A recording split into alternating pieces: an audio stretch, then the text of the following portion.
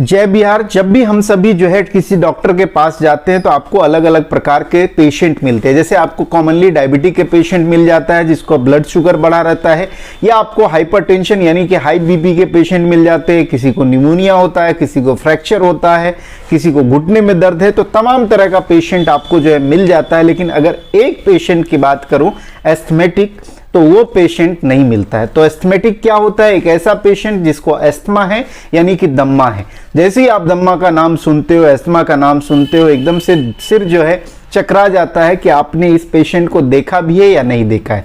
तो boys and girls, आज के इस वीडियो में मैं आपको जो है एस्थमा की बायोलॉजी बताने वाला हूं और दम्मा से रिलेटेड जो भी मिसकॉन्सेप्ट है आपके दिमाग में, और साथ ही साथ अगर आपके फैमिली में किसी को एस्थमा है तो आप जो है इस वीडियो के माध्यम से इंफॉर्मेशन एकत्रित करके आप जो है इसको कंट्रोल कर सकते हैं। तो चलिए बॉयज एंड गर्ल्स, इस वीडियो को स्टार्ट करते हैं और मैं समझाने की कोशिश करता हूं कि एस्थमा की पूरी बायोलॉजी क्या है। तो अगर एस्थमा का ग्लोबल डेटा देखें, ग्लोबल बर्डन डेटा देखें, तो वो जो है पूरे विश्व में देखेंगे तो बहुत ज़्यादा है। उसमें से जो है 13% जो है कंट्रीब्यूट करता है इंडिया, यानी कि अप्रॉक्सीमेटली देखा जाए तो आपका 30 मिलियन 3 करोड़ जो है एस्थमा के पेशेंट जो है इंडिया में रहते हैं। आप समझ लो टोटल पॉपुलेशन है आपका 140 करोड़ के आसपास, जिसमें से 3 करोड़ जो है नॉन रिपोर्टेड केस हैं किसके? एस्थमा यानी कि दम्मा। और एक मिसकॉन्सेप्शन है दिमाग में कि दम्मा हो गया तो शायद उसकी मौत हो जाती है। क्या होता है, नहीं होता है, तमाम तरह की चीजें मैं बताऊंगा। तो आई होप ये डेटा आपको क्लियर हो गया। तो इसका मतलब ये है कि दम्मा यानी कि एस्थमा के बहुत सारे पेशेंट है। तो अगर आपके फैमिली में किसी को एस्थमा है या किसी को दम्मा है तो बहुत ज्यादा घबराने की जरूरत नहीं है, मैं आपको बताऊंगा क्यों। तो सबसे पहले समझते हैं कि आपका रेस्पिरेटरी सिस्टम है क्या और कैसे वर्क करता है, तभी आप एस्थमा को समझ पाएंगे।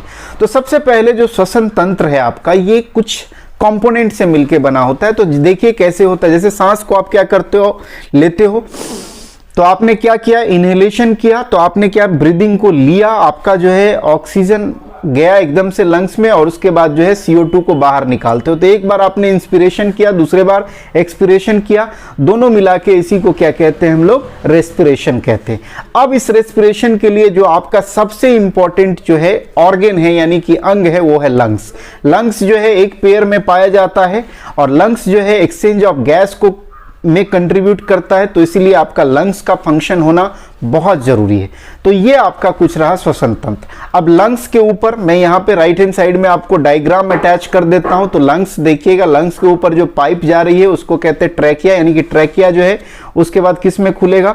ब्रोंकाई में, और ब्रोंकाई जो है एंटर करेगा लेफ्ट वाले लेफ्ट लंग में और राइट वाले राइट लंग में। और लंग्स के अंदर जो है छोटे छोटे एल्वियोलाई होते हैं जो 300 मिलियंस होता है। यही जो है आपको कंट्रीब्यूट करता है किसमें? एक्सचेंज ऑफ गैसेज में। और यही से एक्सचेंज ऑफ गैसेज, तो मतलब यहाँ से जो ऑक्सीजन आता है वो एल्वियोलाई में चला जाता है, एल्वियोलाई से ब्लड में, और ब्लड में जो कार्बन डाइऑक्साइड आ रहा है उस कार्बन डाइऑक्साइड को फिर से जो है एल्वियोलाई में आ जाता है, और फिर ये जो है आपका कार्बन डाइऑक्साइड आपके ब्रोंकाई, उसके बाद ट्रैकिया, उसके बाद जो आपका फेरिंग्स, और उसके बाद नोज से होते हुए बाहर एनवायरनमेंट में आ जाता है। आई होप कि लेमन लैंग्वेज में आपको जो है ये श्वसन तंत्र जो है आपको समझ में आ गया।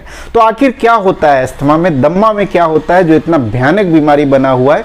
तो दम्मा के लिए दो इंपॉर्टेंट चीज आप याद रखेंगे कि इसमें जो होता है एयरवेज रेस्ट्रिक्शन होता है। कहने का मतलब कि जो आपका सांस का नली है वो कॉन्स्ट्रिक्ट कर जाता है। जैसे आप यहाँ पे देखें कि यहाँ पे मान लीजिए आपका ये सांस का नली है जिससे होके एयर जाता है, तो इसका साइज नॉर्मल है। अगर इसमें कॉन्स्ट्रिक्शन हो जाएगा यानी कि ये नैरो हो जाएगा, तो देखिए ये नैरो वाला हो गया। तो जो सांस की नली जिससे ऑक्सीजन जा रहा था उतना रास्ता तो इसको बचा नहीं, और साथ ही साथ इसमें क्या होता है, म्यूकस का बहुत ज्यादा डेवलपमेंट होने लगता है। उसमें देखेंगे सिक्रीशन होने लगता है, विस्कस सिक्रीशन होता है फ्लूइड, जिसके कारण ये और बड़ा पड़ा रहता है। तो सांस लेने में बहुत ज्यादा तकलीफ होती है, और ये ज्यादा तकलीफ रहा तो आपको क्या हो सकता है? एस्थमा का अटैक भी आ सकता है।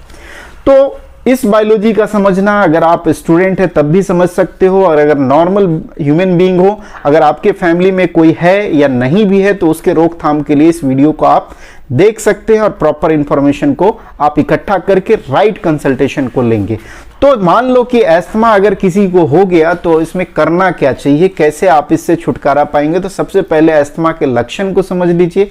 तो सबसे पहले है कि आपको जो है चेस्ट टाइट रहेगा, बहुत ज़्यादा जो है कफिंग होगी, और आप देखेंगे कि सांस लेने में बार बार प्रॉब्लम हो रहा है, घबराहट सी होगी, तो ये तमाम तरह की चीजें जो होती है, क्यों होती है, तो इसका जो है अभी जो है नॉन साइंटिफिक रीजन कुछ भी नहीं है, लेकिन ये अंदाजा लगाया जा रहा है या केस स्टडी में देखा गया है कि ये जो है हेरिडिटरी भी हो सकता है, कॉमन कोल्ड से भी हो सकता है, बहुत ज़्यादा इंडस्ट्रियल पॉल्यूशन का जो है एक्सपोजर है उसके कारण भी हो सकता है, और साथ ही साथ आप देखेंगे जो एनवायरमेंट में पोलेंस वगैरह हैं, जो पेट यानी कि एनिमल के डेंडर्स वगैरह हैं, उससे भी जो है ये ट्रिगर्ड होता है क्या आपका एस्थमा।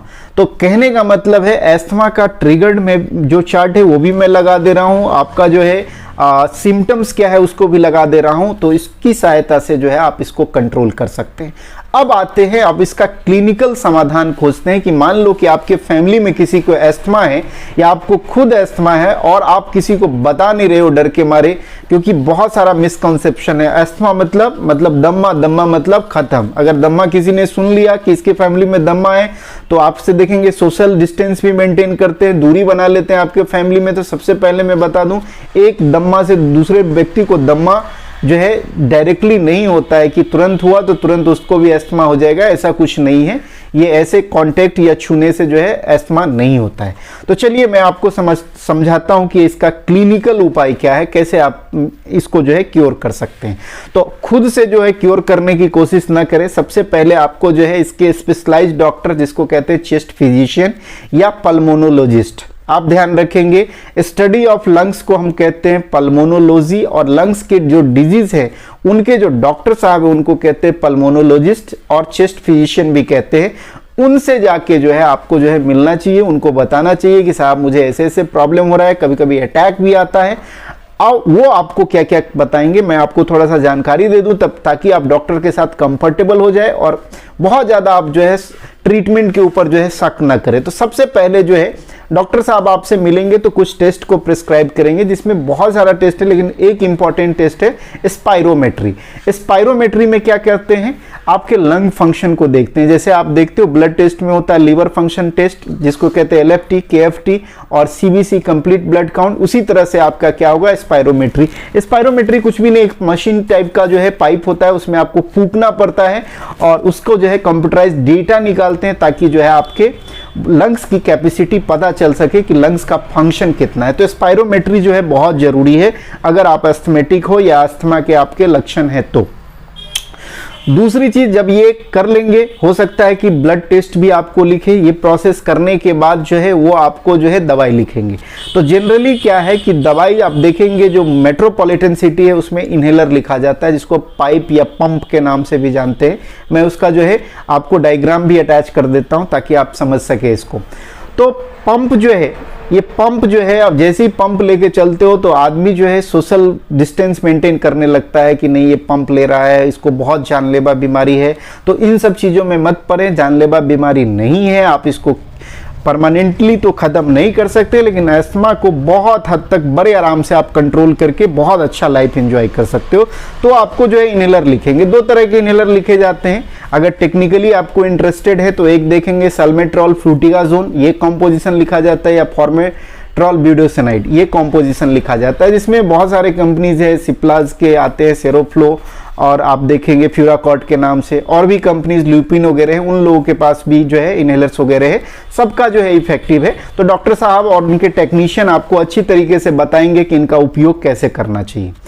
अब इनको जो है आपको प्रॉपर लेना है। अब कहोगे सर कि पंप लेने से क्या आदत हो जाएगा, आपको आदत नहीं होता है, उसमें जो है कॉर्टिकोस्टेरॉइड्स होते हैं। तो स्टेरॉइड जो है बहुत कम अमाउंट में होता है, आप देखना उसका कंपोजिशन पढ़ के देखना, एकदम 50 mcg रहता है, माइक्रोग्राम में रहता है। माइक्रो समझ रहे हो आप, कितना छोटा यूनिट है माइक्रो, तो उतने ग्राम में रहता है। तो उतना ही अमाउंट दिया जाता है जो आपको जो है इसको क्योर करे। जैसे ही आप जो है पंप लेते हैं तो फायदा क्या होता है, आपका जो देखोगे जो एयरवेज है, एयरवेज में जो कंजेशन है, जिसमें रुकावट था, इसमें जो म्यूकस है, ये जो कॉन्स्ट्रिक्ट कर दिया था, ये फिर से क्या होगा, नॉर्मल पोजीशन पे आ जाएगा और सांस को आप अच्छे तरीके से लेने लगेंगे और आपको जो है कभी अटैक होने के चांसेस नहीं होंगे।